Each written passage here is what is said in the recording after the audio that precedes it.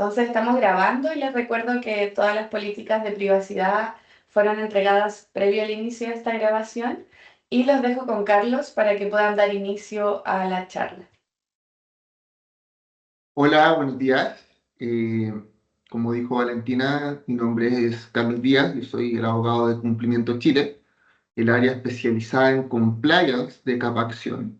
Lo que nos convoca el día de hoy es hablar sobre la ley 20.584, como dijo bien Valentina. Esta ley habla sobre los derechos y los deberes de los pacientes. Ya, nosotros como Cumplimiento Chile estamos dando charlas todas las semanas, ¿ya? Así que están cordialmente invitados a las próximas charlas que se vienen. La próxima que se viene es sobre identidad de género. Así que comencemos. Voy a proyectar, voy a compartir. Me dicen si es que se está viendo, por favor, Valentina. Y vamos a iniciar con esta charla.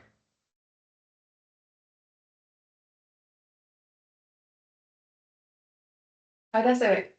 Ya, perfecto.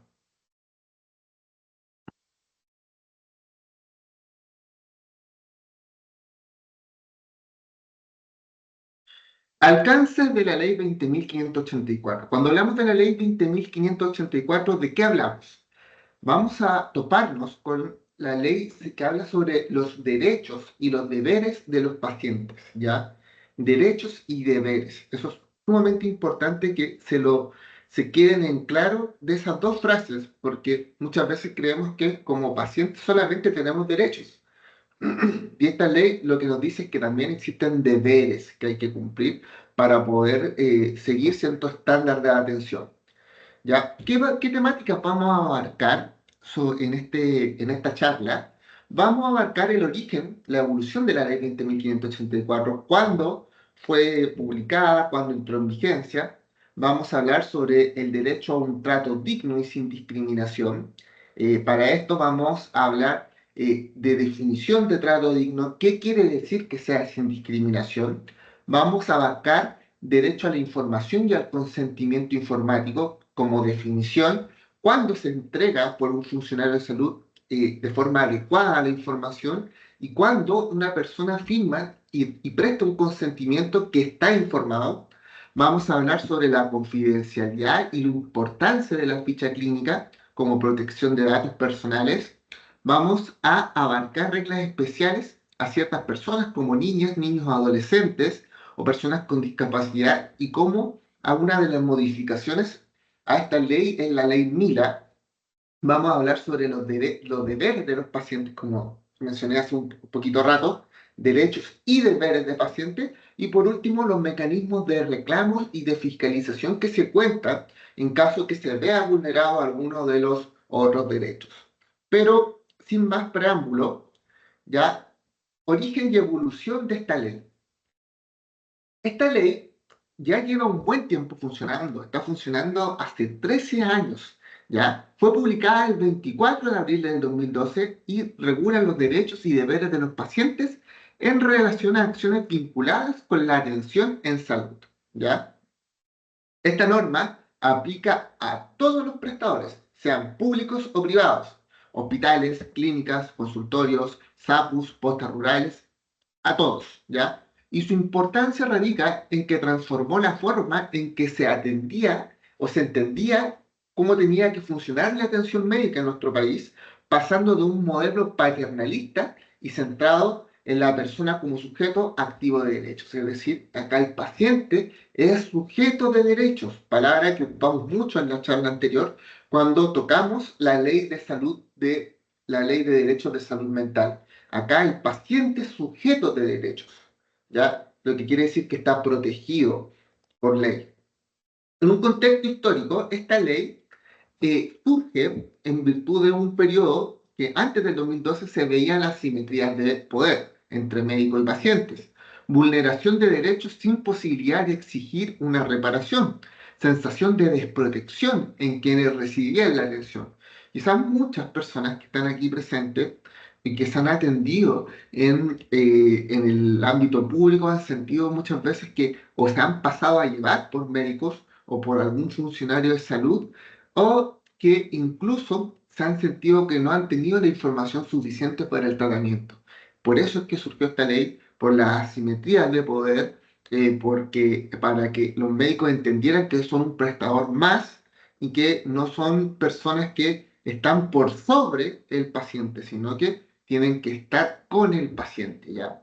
La promulgación de la ley se fundamentó en un derecho fundamental.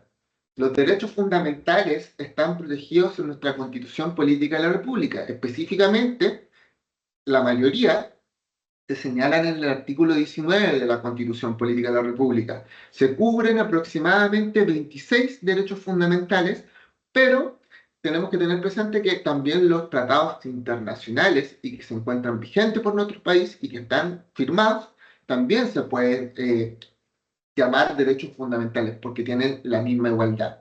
En específico, ¿qué es lo que protege esta ley? El derecho a la salud. Artículo 19, número 9 de la Constitución Política de la República, que asegura el derecho a la protección de la salud y busca otorgar herramientas concretas a personas frente a los prestadores.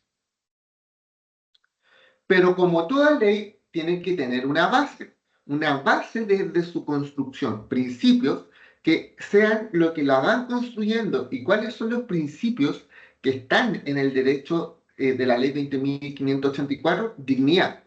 Es decir, toda la persona siempre debe ser tratada como un fin en sí misma. Autonomía, derecho a decidir sobre los tratamientos médicos que se le propongan y para esto debe tener información adecuada y detallada, o sea, saber cuáles son las estadísticas de un tratamiento y por qué es mejor, cuáles son las causas si que no tomo el tratamiento.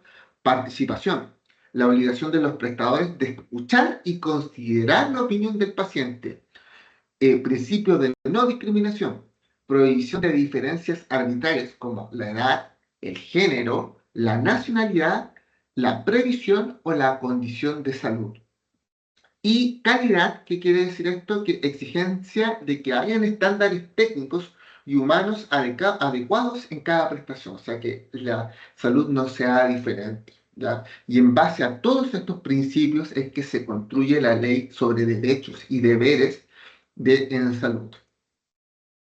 Esto, como le dije, fue publicado en 2012, su promulgación fue el 13 de abril y entró en vigencia el 24 de abril del mismo año, de ese día que la norma es aplicable. Es decir, tenemos aproximadamente 13 años desde que está en vigencia y ha ido avanzando esta ley. ¿Cuáles son las modificaciones relevantes? Y muchas personas que me han dicho, me han hablado así como, oye, vas a hablar de la ley Mila, personas conocidas, o vas a hablar de tal ley. Una de las modificaciones a la ley de derecho y deber del paciente fue la ley Mila, pero modificó un solo artículo. Esta es una ley muy pequeña, por lo tanto vamos a hablar poquito sobre ella. Y lo que modifica es el artículo 6 de la ley a la cual nos estamos refiriendo, que es esta, la ley 20.584. Y señala que niños, niñas y adolescentes hospitalizados en atenciones ambulatorias que puedan estar acompañados en todo momento por sus padres, por sus tutores o personas significativas, salvo que exista un riesgo para ellos o para terceras personas.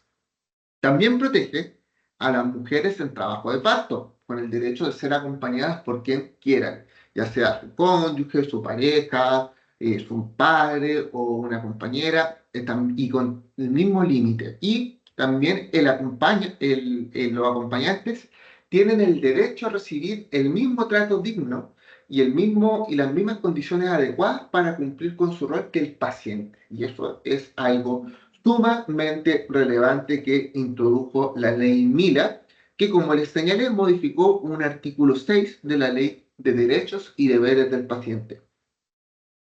También hubo otra modificación sobre salud digital y telemedicina, que incorporó la obligación de los prestadores de informar a los pacientes los requisitos técnicos, condiciones de conectividad y protocolos de seguridad en atención a distancia, y esto asegura transparencia y resguardo frente a una nueva realidad de salud digital.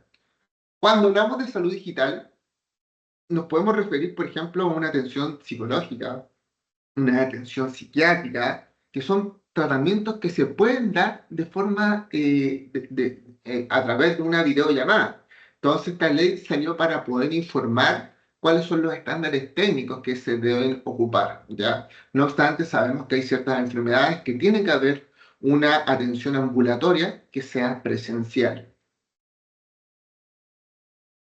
Imaginemos, antes del 2012, un paciente que pedía una copia de su ficha clínica y dependía de la voluntad del hospital o la clínica.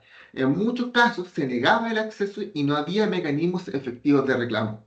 Hoy, con la ley 20.584, el paciente tiene un derecho a obtenerla y si el prestador se niega, puede reclamar ante la Superintendencia de Salud. Estos son uno de los derechos que vamos a ver a lo largo de esta charla, ya que fue un derecho a adquirir también mis datos sobre mi historial clínico. Entonces, vamos a hablar ahora sobre trato digno y discriminación. Uno de los pilares más importantes de esta ley es el derecho que tiene toda persona a un trato digno, respetuoso, libre de discriminación arbitraria, ya en cualquier circunstancia de la atención de salud, es decir, desde que empieza la atención de salud hasta que termine. Hablamos de atención ambulatoria o hablamos de atención, una atención hospitalaria. ¿Ya? Este derecho es transversal, se aplica desde que el momento llegó al centro asistencial, como lo estaba señalando recientemente. Definición de trato digno. ¿Qué significa que a una persona la traten dignamente? Implica que cada paciente debe ser reconocido y valorado como sujeto pleno de derechos. Es decir, la ley te protege. No basta con entregar una atención técnica adecuada, sino que también importa la manera, la forma en la cual se comunica, se escucha y se respeta al paciente. De acuerdo a esta ley, ¿en cómo se traduce el trato digno? Con un uso de un lenguaje respetuoso y comprensible. Es decir, yo no le voy a explicar a un paciente gritándole. ¿Ya? Y esto va para todos los funcionarios de salud, enfermeras, secretarias, TENS, todas las personas que funcionan, guardias de seguridad que funcionan en el área de salud. ¿Ya? Tiene que haber un lenguaje respetuoso y comprensible. Llamar a las personas por su nombre, evitando expresiones despectivas o paternalistas, ¿ya? Cuidar que la atención se realice en un ambiente seguro, limpio y adecuado, y velar porque toda persona sea escuchada y tomada en cuenta según sus necesidades y según sus decisiones. Ya, para esto vamos a ver también que los funcionarios de salud eh, tienen que estar capacitados para, por ejemplo, si una persona es migrante y habla otro idioma, para poder escuchar a la persona y poder tratarla de forma digna. Ya no hay que ser discriminar de forma arbitraria. Y esto va unido con lo que vamos a hablar posteriormente, o sea, prohibición de discriminación arbitraria. ¿Qué es la discriminación arbitraria? La ley en el mismo artículo 6 establece expresamente que ninguna persona puede ser discriminada arbitrariamente en su atención de salud, que no se puede realizar diferencia al acceso a de prestaciones en tiempos de espera o basado en condiciones personales. ¿Qué condiciones habla la ley? Como la edad, el edadismo, ya, o sea, yo no voy a dejar de tomar en cuenta a una persona porque es mayor de edad, porque es de la tercera edad, ya, género o orientación sexual, porque estoy atendiendo a una persona que es trans o que tiene una distinta orientación sexual a la mía, por tema de identidad de género, por tema de nacionalidad, que lo puse como ejemplo anteriormente, por condición socioeconómica o por un estado de salud específico como el VIH o la salud mental. No debe haber discriminaciones arbitrarias en temas de salud. La idea de esta ley es tener un enfoque humanizado e intercultural. O sea, se exigen que los prestadores adopten un enfoque humanizado y que reconozcan no solo una dimensión médica, sino que también emocional, cultural y social de cada paciente. Cada paciente es distinto. Esto cobra especial relevancia en un país diverso donde confluyen personas con distintas culturas, como en nuestro país, cada país con mayor cantidad de inmigrantes y con temas de religión y comunidades. Por ello, los prestadores deben procurar tener intérpretes o materiales adaptados y apoyos comunicacionales cuando una persona no maneja el idioma o tiene limitaciones sensoriales. Por ejemplo, acá tenemos una persona que está señalándole mediante un pictograma, un afiche, qué es lo que necesita, por ejemplo, una vacunación. Y es una facilitación, ¿ya? Obviamente no vamos a tener un intérprete por cada idioma, ¿ya? Pero tiene que existir quizá un idioma que sea transversal, que sea para todos, ¿ya? Y procurar atender a esa persona o hacer todo lo posible para poder atenderla. Imaginemos que un paciente migrante que no habla español con fluidez llega a un consultorio. No recibe ayuda para comunicarse. Es ignorado en la ventanilla de admisión y no se le ofrece apoyo con un intérprete o material visual. Esa situación que constituye una vulneración de derechos. Hay un trato indigno, hay un trato que es discriminatorio arbitrariamente porque impide un acceso en real y en igualdad de condiciones en la atención de salud. En cambio, si el prestador busca alternativas como disponer de un personal que hable su idioma, o usar láminas o afiches, o tratar de buscar una forma de solución, se estaría garantizando la ley que este derecho reconoce.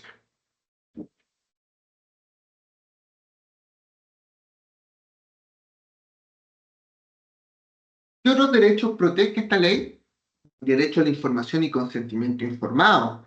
El derecho a la información es la base para que el paciente pueda ejercer uno de los principios que hablamos al principio. Dijimos que uno de los principios era la autonomía. La autonomía significaba poder tomar decisión. ¿Y cómo puedo tomar una decisión? Con la información. O sea, la ley 20.584 establece que toda persona tiene derecho a recibir una información que cumpla con los siguientes estándares, que sea clara, veraz, quiere decir que sea verídica, oportuna, ya es decir, acá en el tiempo que corresponde, y comprensible sobre su estado de salud. Los procedimientos a los que se someterá y las alternativas de tratamiento, o sea, a partir de esa información surge la figura del consentimiento informado, que permite que el paciente pueda ocupar el principio de autonomía y decida libremente si acepta o rechaza un tratamiento. Pero, ¿qué entendemos por información en salud? ¿Qué es la información? O sea, la información es la información que debe recibir, el tema en salud es lo que debe recibir el paciente, que no se limita al diagnóstico propiamente tal. O sea, el experto, en este caso el médico, debe entregar datos completos que permitan comprender la situación y tomar una decisión responsable. Por ejemplo, diagnóstico actual del paciente, alternativas de los tratamientos disponibles. Imaginemos que tengo cáncer, ¿ya? Y me ofrecen, me dice, tienes cáncer, tienes que ir sí o sí estoy inventando, ojo, todo esto desde una perspectiva legal, me estoy poniendo un ejemplo, yo soy abogado, no sé si aquí hay personas conectadas en temas de salud, pero imaginen que yo tengo cáncer y me dicen, ya, Carlos, tienes que hacerte la siguiente radioterapia, pero quizás hay otra alternativa que me diga, o quimioterapia, y me dicen que tengo que, existe otro tratamiento en el cual me pueden operar y el cáncer o el tumor que tengo se va a ir. ¿Ya? O sea, yo tengo que tener todas las alternativas posibles y para eso necesito la información de la forma más clara que se puede hacer los beneficios y riesgos asociados a cada alternativa que me digan, o sea, es más beneficioso la quimioterapia, ¿por qué razón? Ya el pronóstico probable según el tratamiento elegido, que la información debe entregarse en un lenguaje accesible, considerando el nivel de cada paciente, su edad o sus condiciones particulares. Yo no puedo pretender que la persona hable el mismo lenguaje técnico que habla. O sea, es lo mismo que nos pasa a nosotros los abogados. Yo no puedo hablarle en un lenguaje jurídico a una persona porque no estudió derecho. Entonces, los médicos tienen que adaptarse también al lenguaje común, ¿ya? Para poder entregar una información que sea clara y comprensible. Pero ya dando acá la información de salud relevante, cobra el otro derecho, que es el consentimiento informado. El consentimiento informado es el acto mediante el cual el paciente, habiendo recibido la información necesaria, autoriza o rechaza un procedimiento. Y este procedimiento, este consentimiento debe ser previo, entregado antes de realizar un procedimiento, libre, sin presiones ni coacciones, expreso, es decir, manifestado de forma clara, y es escrito verbal en el caso, y específico, o sea, referido a un procedimiento en concreto no genérico. Aquí tenemos en la imagen a un médico que ya habiendo entregado la información, le está haciendo firmar el consentimiento y habla esto de que sea expreso, ¿ya? Porque la persona está dando su consentimiento informado para algún tipo de tratamiento porque ya se le entregó la información. Con todas las cosas que dijimos, clara, veraz, oportuna. Excepciones al consentimiento informado. Claramente hay situaciones en que el consentimiento informado, cuando hay una urgencia, no se considera la opinión del paciente. ¿Cuándo puede ser esto una urgencia vital? Cuando el paciente se encuentra en riesgo inmediato y no puede manifestar su voluntad. Incapacidad del paciente. En estos casos la decisión recae en el representante legal o tutor. Cuando hablamos de incapacidad del paciente, estamos hablando porque la persona, por ejemplo, tiene una incapacidad mental. Por ejemplo, el Alzheimer está declarada interdicta por un tribunal. Riesgo para terceros, cuando la negativa del paciente puede generar un daño grave a otras personas. Imaginemos que una persona tiene un cuadro psicótico y se empieza a hacer daño a él mismo o a terceras personas y se ordena la hospitalización clínica inmediata. Esto, de acuerdo a lo que hablamos la semana pasada de los casos en los cuales se hospitaliza sin el consentimiento del paciente, ya aquí no se le informa a la persona, se actúa en el caso. Y la urgencia vital la vamos a tomar, este ejemplo me gusta mucho, que es el tema de derechos fundamentales. Ya, imaginemos el siguiente escenario.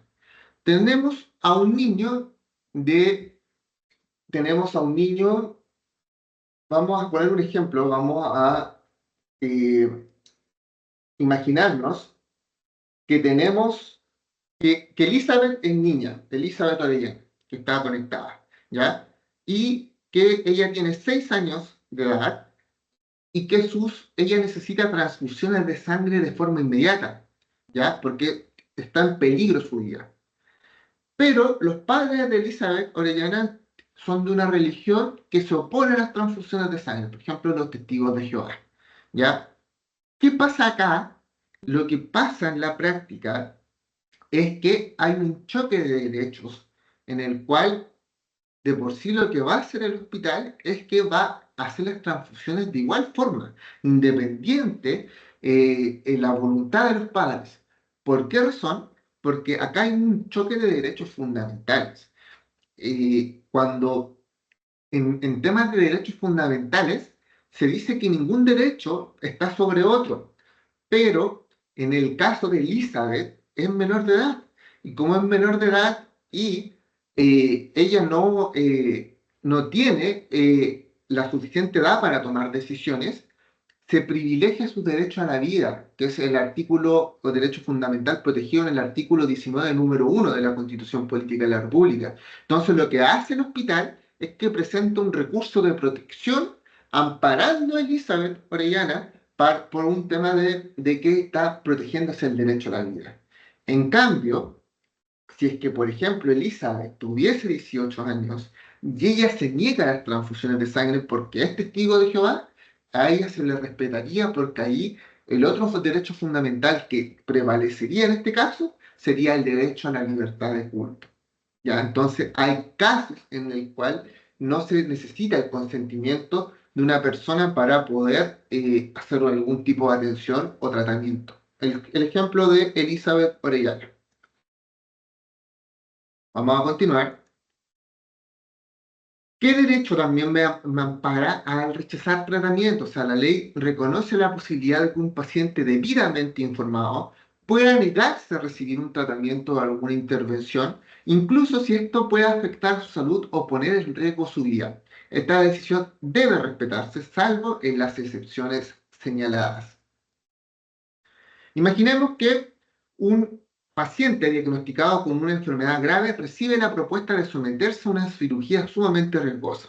El equipo médico le explica en detalle en qué consiste la operación, los posibles beneficios, las complicaciones, las alternativas existentes, y tras evaluar la información, el paciente decide no operarse. Esa decisión debe ser respetada por el prestador de salud siempre que haya sido tomada en plena conciencia y con la información adecuada. ¿Quiere decir que a la persona no se le van a dar tratamientos para el dolor? No. ¿Ya? Y esto tiene que ver mucho, por ejemplo, con con el tema de la eutanasia. O sea, en este caso la eutanasia está prohibida en nuestro país, pero por ejemplo una persona que tiene cáncer puede recibir cuidados paliativos. Entonces, exactamente esto es lo que tenemos que entender, que aquí se garantizan ciertos derechos a pacientes y ciertos cuidados que se van a respetar sí o sí, ¿ya? Vamos a hablar ahora sobre la ficha clínica, la confidencialidad. O sea, toda información contenida en una ficha clínica es un dato sensible. Esto lo abarcamos ya en una clase sobre ley de protección de datos, que es uno de los cursos que tenemos en Capacción y por ende en Cumplimiento Chile, que hay ciertos datos que son los datos personales, como el nombre o el root. Esto un poquito me voy a salir un poco de esto. Y los datos sensibles son datos personales como el estado de salud, como por ejemplo una condición que yo tengo. Es un dato que debe ser tratado con mayor confidencialidad. Y por ejemplo, uno de esos datos sensibles es la ficha clínica, ¿ya? Esto garantiza que toda persona tiene derecho a que sus antecedentes médicos sean tratados con reserva y confidencialidad, obligando a los prestadores a custodiar esos registros y entregar acceso solo en las condiciones que la ley lo autoriza. O sea, la ficha clínica es el historial de una persona y constituye un documento legal y sanitario que es de suma importancia. ¿Por qué es que se protege esto? Porque hay hospitales que lamentablemente hasta el día de hoy pierden la ficha clínica de los pacientes, algo que no debería pasar y pasa. O sea, he visto casos de personas de que han reclamado acciones porque han perdido su ficha clínica, y eso hay instancias para poder reclamar, ¿ya? La definición de ficha clínica es el conjunto de documentos, ya sea en papel. Pensemos que esta ley fue integrada en el 2012, ¿ya? Y probablemente ahora todos los expedientes estén en formato digital o electrónico, que contienen toda la información relativa de salud de un paciente, como diagnóstico, los tratamientos, los exámenes, los resultados de la evolución, a qué es alérgico, y es un registro único y que su custodia es de responsabilidad directa del prestador de salud.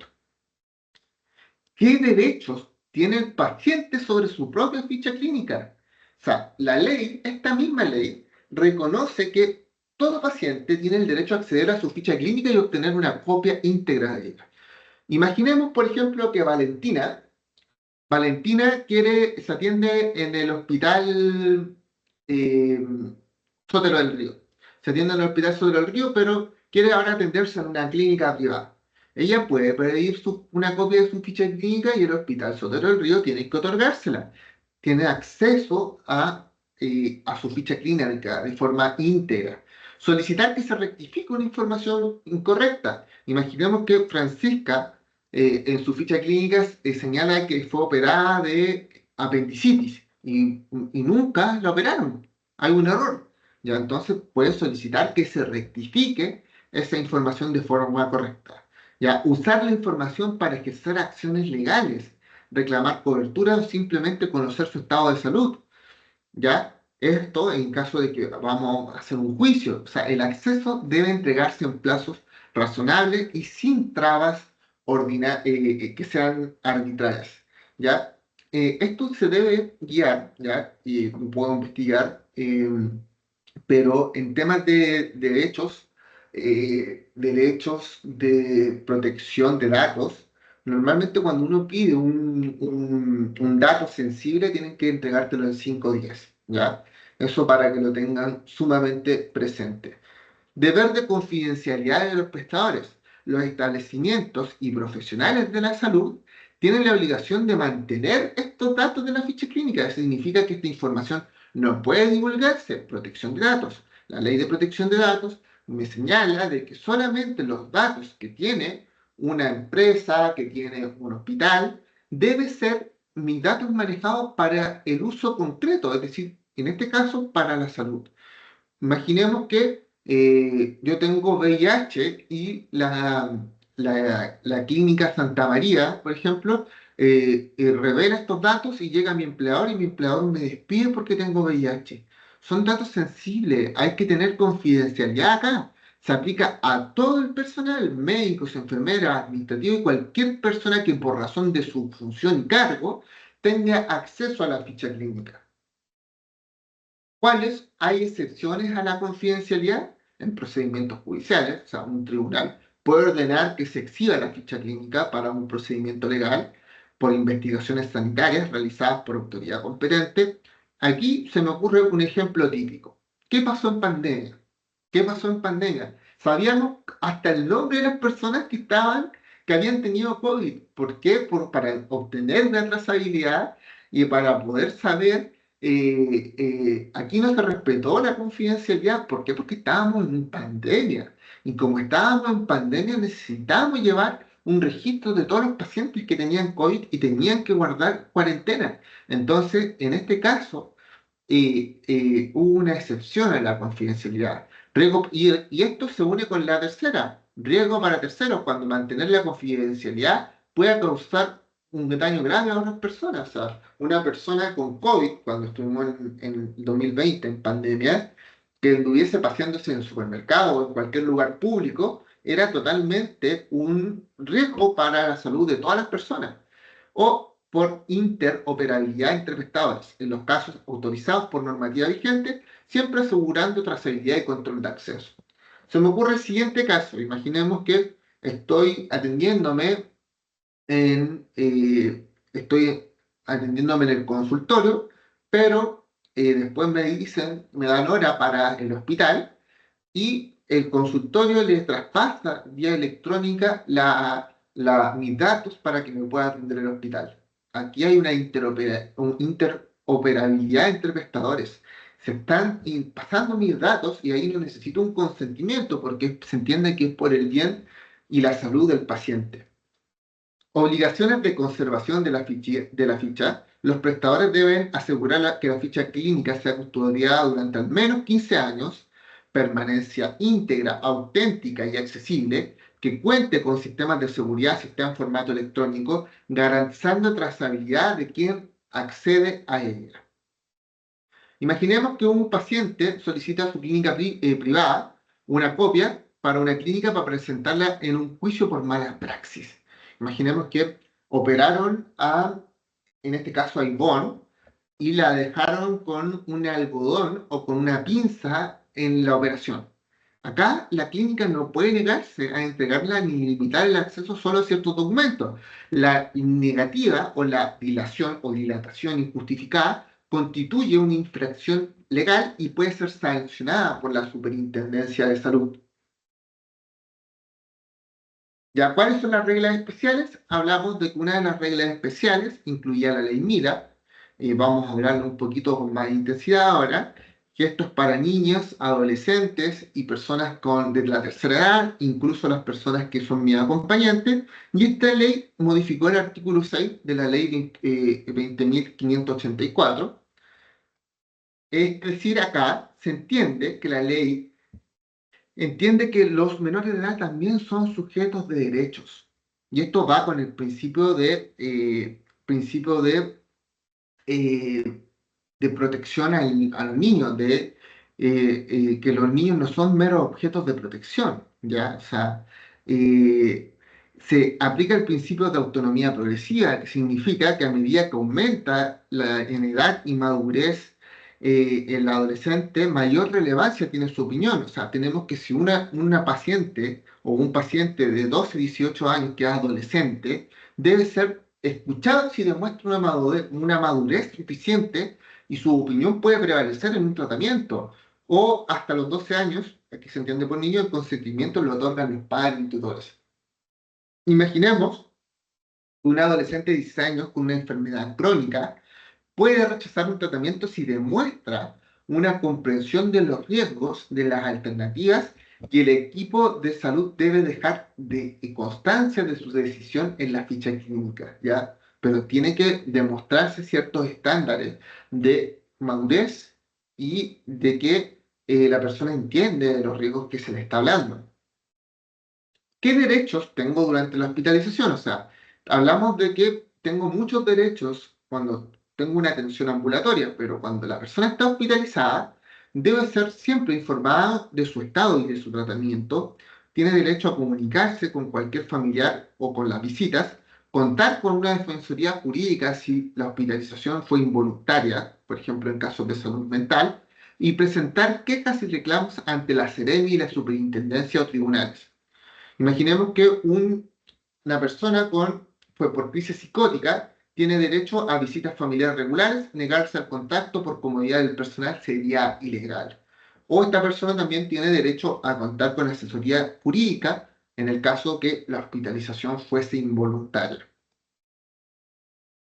¿Qué nos dice la ley Mila sobre la discapacidad? Las personas con discapacidad tienen derecho a recibir una atención en igualdad de condiciones, sin discriminación y con los apoyos necesarios para participar activamente sobre los derechos de salud. Deben adaptarse la información y que sea comprensible para una persona. Se puede apoyar en apoyo visual, en lenguaje sencillo, facilitadores comunicacionales y solo en caso de incapacidad.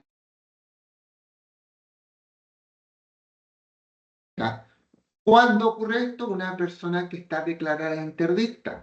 ¿Cómo puedo declarar interdicto a una persona? Pues en forma judicial, ante un tribunal en lo civil, ¿ya? Entonces, imaginemos una mujer con discapacidad intelectual, se debe someter a una cirugía para recibir la información mediante material gráfico adaptado, ¿ya? Acá imaginemos que la discapacidad no es una discapacidad que nubile el consentimiento de la persona. O sea, la persona tiene un grado de discapacidad, pero entiende lo que se le está realizando. Entonces, acá el lenguaje debe ser entregado de forma sencilla a través de imágenes y su discapacidad no anula automáticamente su capacidad de decisión. No obstante, cuando tengo cierto grado de discapacidad intelectual o cierto grado de discapacidad en la cual soy declarado interdicto, la decisión la toma un curador, la toma mi representante. También nos habla sobre los adultos mayores. Los adultos mayores tienen los mismos derechos en la práctica, no debe debilitarse su autonomía. La ley exige que se les reconozca plenamente su capacidad de decisión, al igual siempre y cuando esté en sus plenas facultades mentales, no tenga algún grado de Alzheimer, porque si no también puede ser declarado interdicto. Pero tiene que tomar en cuenta su decisión todo el tiempo. Un adulto mayor hospitalizado no puede ser privado del acompañamiento solo por razones administrativas del centro de salud. En sí, ya como hemos dicho todo el rato, la ley Mila entrega derechos a los niños, a los adolescentes hospitalizados, a las mujeres en trabajo de parto, para que puedan ser acompañados, a los acompañantes para recibir un trato digno, y se incorpora algo que es sumamente importante y que se ocupa mucho en temas de derecho de familia, que es el interés superior del niño. O sea, acá prevalece el interés superior del niño las personas, los niños tienen que ser protegidos, por eso existe la Convención sobre los Derechos del Niño también, y uno de los principios que se ocupa mucho en el artículo 3 de esa Convención de los Derechos del Niño es el interés superior de este. Imaginemos entonces una mujer que ingresa en trabajo de parto, puede decidir quién entra, pareja, amigos, compañera o la persona con la que ella sienta la confianza. Pero así como existen derechos, existen deberes. ¿Qué deberes debe tener un paciente según esta ley? ¿Ya? Estos deberes lo que buscan es mantener una relación armónica con el sistema de salud y que asegura que los pacientes profesionales de salud se eviten abusos y favorecimientos a un entorno de respeto y responsabilidad compartida.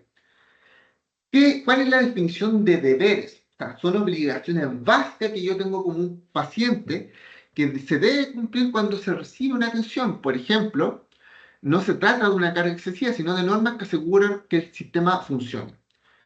Por ejemplo, respetar a las personas, del paciente, el respeto, la forma del trato, ya cuidar los implementos de salud. Acá tenemos una persona en silla de ruedas que está ocupando de forma responsable los recursos del sistema de salud, ¿ya? Pasa mucho en hospitales que en los mismos baños que son para los pacientes, se roban los dispensadores de jabón, se roban la tapa del inodoro y todo eso, los únicos perjudicados son los pacientes, porque se les da, son beneficios que tenemos como ciudadanía. Y básicamente es un deber de nosotros como pacientes proteger eso. Entonces, ¿cuáles son los principales deberes establecidos por ley? Eh, los pacientes deben entregar una información vera y completa. Ya, o sea, si yo tengo una enfermedad y yo quiero recibir un tratamiento adecuado, tengo que decir qué consumí, si por ejemplo consumí alguna droga, para que me puedan dar el tratamiento adecuado. Si es que estoy donando sangre, por ejemplo, y he tenido relaciones sexuales con distintas parejas, tengo que señalar que lo tuve, ¿ya? Eso es sumamente relevante y es un deber que tenemos como pacientes. Cuidar y hacer uso responsable de la instalación, equipamiento, insumo puesto a disposición. O sea, proteger las cosas que nos hemos ganado por derecho. Respetar al personal de salud, evitando insultos, amenazas o conducta agresiva. Muchas veces creemos que el solo hecho de que la persona que nos está atendiendo nos tenga que tratar de forma adecuada, también tiene que ir tiene que ir para el otro lado. O sea, el respeto se gana. O sea, si yo quiero que un funcionario de salud me trate con respeto, yo también tengo que tratarlo con respeto. Saludar, hola, buenos días, puedo pedir las cosas por favor, ¿ya? Y eso es muy importante, no darse gritos. Tener en cuenta también que existe la ley Karim por el tema de vulneración a algún trabajador. O sea, instala el concepto de violencia del trabajo. Fácilmente se puede pedir que salga una persona, ¿ya? Y que llegue otro día si está agrediendo a un personal de salud. Cumplir con las normas internas del establecimiento, como horarios de visita, uso de credenciales o medidas de higiene y de seguridad, y firmar el consentimiento informado cuando corresponde y respetar lo acordado en el tratamiento. ¿Ya? ¿Cuáles son las consecuencias de incumplir con estos deberes? Si bien no hay sanciones penales, ¿ya? Obviamente, si es que hay un delito de amenaza de muerte, puede haber una denuncia por delito de amenaza o puede haber un delito por agresiones, ¿ya? Pero por el incumplimiento en sí no hay. Pero sí pueden suspenderse ciertos beneficios como antecesión preferente. Puede haber un riesgo de la interrupción de un tratamiento si el comportamiento pone en peligro al equipo de salud o a los usuarios, o puede haber incluso una responsabilidad penal si se causan daños materiales. Imaginemos que una persona rompió camas del servicio de hospitalización. Imaginemos que un paciente oculta que está tomando un medicamento no recetado y este genera una reacción adversa con el tratamiento que recibe en el hospital. Aquí, ¿qué incumplimiento hay? El derecho de información veraz. ¿Ya? Esta omisión puede poner en peligro su salud y la responsabilidad del equipo médico, generando un riesgo que podría haber sido evitable evitable. Otro ejemplo es que el usuario agrede verbalmente a una enfermera o destruye el mobiliario del establecimiento. Además de faltar un deber legal, puede enfrentar acciones judiciales y perder el acceso a ciertos beneficios. ¿Ya? Pero, ¿cómo puedo reclamar? ¿Cómo puedo hacer de que esta ley se cumpla? Tenemos una ley que está funcionando hace mucho tiempo ya. Reconocer los derechos de salud no tendría sentido si las personas no contaran con mecanismos de reclamo y de fiscalización, tanto dentro de los propios establecimientos como fuera del establecimiento. Dentro del establecimiento tenemos los típicos comentarios, agradecimientos, reclamos, sugerencias que yo puedo dejar en una caja y que estos reclamos deben ser registrados y respondidos de forma oportuna y fundamentada por una clínica o por un hospital o por cualquier centro de salud. Esta es la reclamación interna. Pero existen mecanismos externos de reclamo. ¿Cuáles son? La Superintendencia de Salud, que es el órgano fiscalizador que puede recibir denuncias formales o iniciar investigaciones, incluso aplicar sanciones a los prestadores de salud. O sea, si a mí, por un reclamo, no me están atendiendo el reclamo en el hospital o en la clínica, yo me voy a la superintendencia. Si es que no me quieren dar la licencia o el apoyo del régimen GES o coberturas financieras, yo voy al CONPIN o a FONASA, por ejemplo. O en este caso voy a la ISAPRE, si es que no me están respetando una licencia. ¿Ya? Hay organismos adicionales. O puedo ir a un tribunal de justicia mediante recursos, como el recurso de protección, el caso de que le hable de la transfusión de sangre, donde se vulnere el derecho a la vida, a la integridad psíquica o se niegue injustificadamente su atención. ¿Ya? El recurso de protección protege ciertos derechos fundamentales, está en el artículo 21 de la Constitución Política de la República. En temas de salud, normalmente lo que se protege son el artículo 19, número 1, que es el derecho a la vida, integridad física, psicológica, y habla de temas de protección de neuroderechos, de que los mecanismos en tecnologías tienen que estar al servicio de la persona y no al revés. Estamos hablando del artículo 19, número 1. El artículo 19, número 2, que habla sobre la igualdad ante la ley, no discriminaciones arbitrarias, que hemos abarcado mucho de esto en la charla, y el artículo 19, número 9, que es el derecho al acceso a la salud. Normalmente esos son los derechos fundamentales que se protegen en temas de salud, en temas medicinales. ¿Existen otros procedimientos de reclamos? Sí. Cuando, por ejemplo, por un caso de negligencia médica, en el caso de Yvonne, que señalamos que se le quedó un algodón o unas pinzas al momento de una operación, por ejemplo, de apendicitis, ella podría, por ejemplo, perfectamente señalar una demanda con un experto en civil por falta de servicio, por mala praxis, ya acá la persona va a saber, donde en esa demanda puede pedir indemnización de perjuicios como daño emergente, el daño realmente causado, lucro cesante, lo que Ivonne, por ejemplo, dejó de percibir por no poder trabajar por el algodón. Imaginemos que Ivonne se dedica y tiene un negocio de una cafetería y ella, por temas de licencia médica, deja de trabajar por 3 meses. Y no puede, y esos 3 meses devienen en que tiene que cerrar la cafetería. Y que aparte de cerrar la cafetería, pierde el derecho a poder seguir trabajando. Entonces, aquí se hace un cálculo del daño realmente causado, el daño emergente, lo que ella percibía diariamente, y se puede pedir una indemnización de perjuicio y el daño moral que esto puede traer. Y eso va a depender de la estrategia jurídica del abogado. ¿Ya? ¿Y cuál es el rol en salud? El Ministerio de Salud y la Superintendencia cumplen con un rol fiscalizador que es clave, que deben supervisar que los prestadores cumplan con estas atenciones con calidad y con la seguridad del paciente y las obligaciones establecidas por esta ley. O sea, en casos graves puede iniciar sumarios administrativos, sanciones económicas o incluso suspender autorizaciones de funcionamiento. Ese es el rol que tiene la superintendencia. O sea, si yo veo que hay algo que está mal, yo puedo iniciar un sumario por alguna persona, por ejemplo, que trató mal a un paciente. Imaginemos que una paciente oncológica solicita reiteradamente su ficha clínica, porque tiene que iniciar un tratamiento, ¿ya? En una clínica privada y no la obtiene. Ante esta negativa puede presentar un reclamo primero al establecimiento.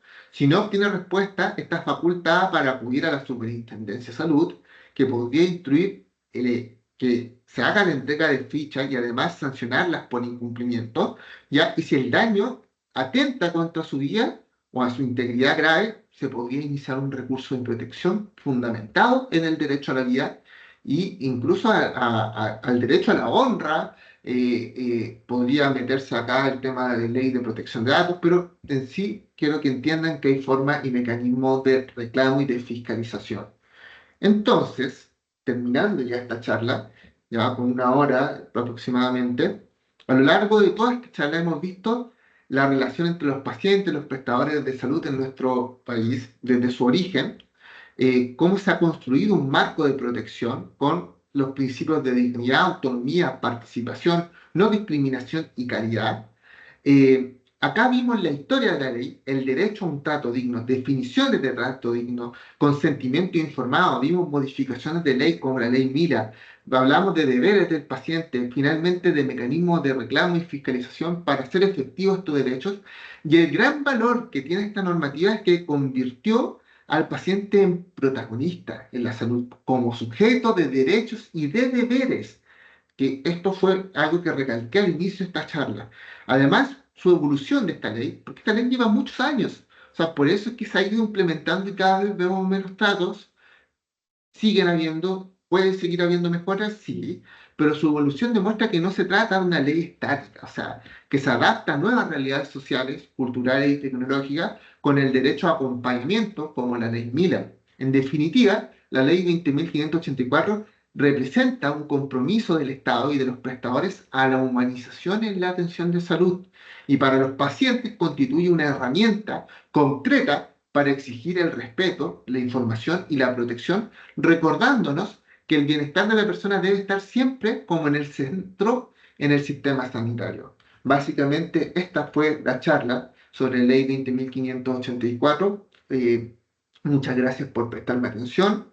Pasamos al espacio de preguntas, ¿ya? Gracias. Quiero darle la opinión a Valentina, ¿ya? Y dejarlos invitados a las próximas charlas, ¿ya?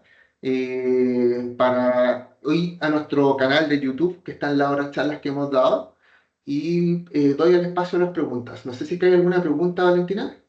Sí, muchas gracias, Carlos. En el chat no hay ninguna pregunta, así que podemos aprovechar si alguna persona quedó con dudas de que pueda abrir su micrófono y nos haga las consultas para que no se queden con dudas o si tiene algún comentario. Este es el momento,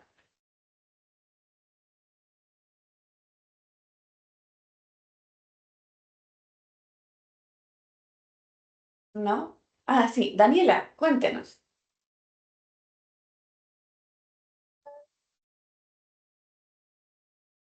Mm,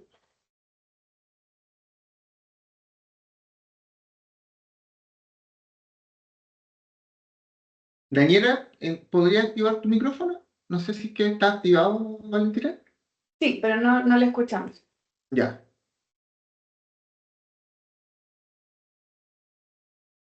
Ahí sí, Ahí sí. Sí, ahora te escuchamos, Daniela. sí, Hola, buenos ya. días. Lo que quiero decir es que una vez en el hospital de la Chile, yo pedí el libro de reclamos y como que se burlaban y me lo negaron. Perfectamente, mira.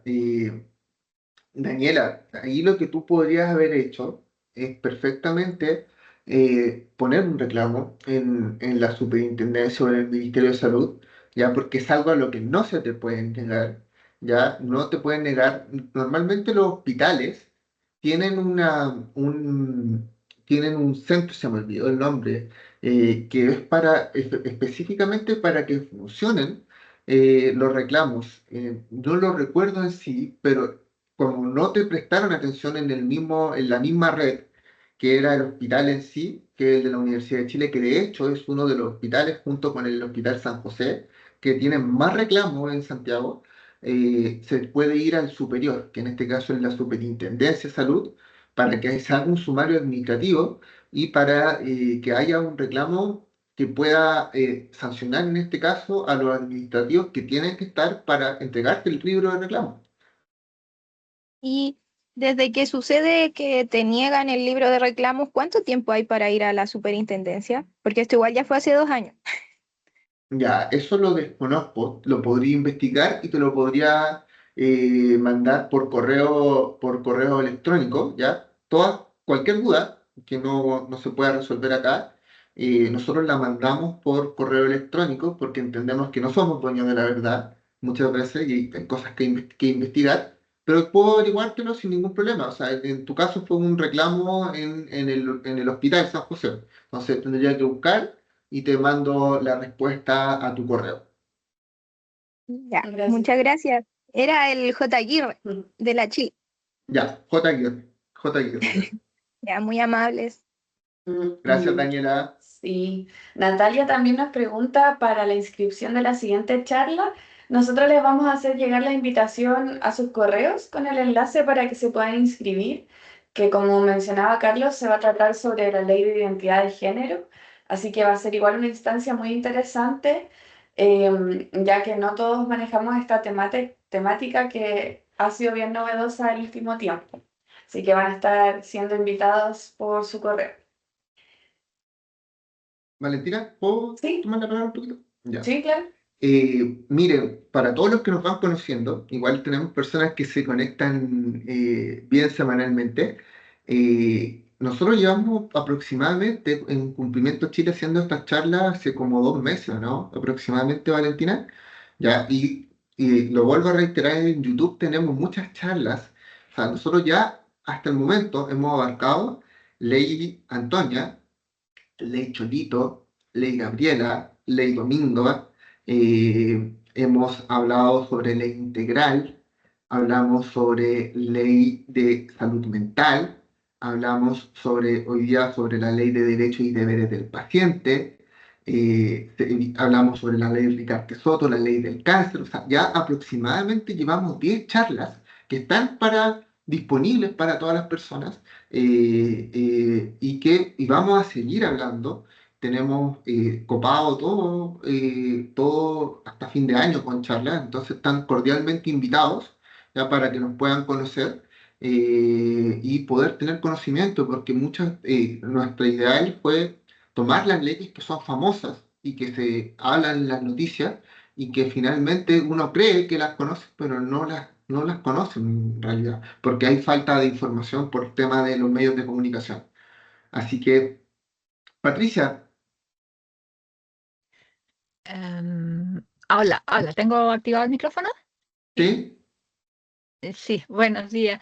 Quería preguntar más precisión en cuanto al plazo que tenemos los establecimientos que hemos atendido al paciente para entregarle su ficha clínica. En el lugar donde yo trabajo, tenemos puesto en nuestro protocolo 10 días porque la solicitud la manda el centro, que tenemos varios, a la casa central donde está la persona que hace la gestión.